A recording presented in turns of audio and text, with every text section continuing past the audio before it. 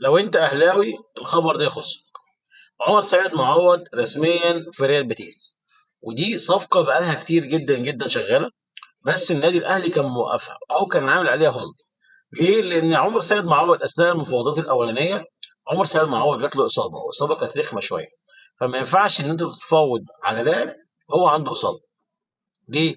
لان اللاعب ده لو ب 10 وانت بتتفاوض عليه ب 10، الفريق هيقول لك لا بخمسه، او النادي اللي عايز يتفاوض معاك هيقول لك بخمسه.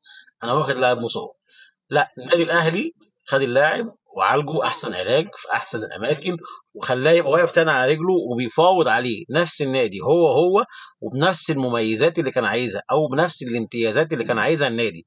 فالنادي الاهلي ما فرطش في اي حاجه من حق اللاعب. اللاعب اتفاوض عليه مفاوضه محترمه جدا، اللاعب واخد امتيازات كويسه جدا، النادي الاهلي واخد امتيازات كويسه جدا جدا جدا قصاد اللاعب ده. كده تاني لاعب يطلع في اقل من سنه للدوري ابطال اوروبا او للدوري الاوروبي او لانديه اوروبا من النادي الاهلي. الاول كان محمد عبد المنعم راح نيس الفرنسي، الثاني عمر سيد معوض راح ريال بيتيس الاسباني. ولسه ان شاء الله النادي الاهلي هيطلع لعيبه كتيره وكويسه ان شاء الله الفتره الجايه لاوروبا.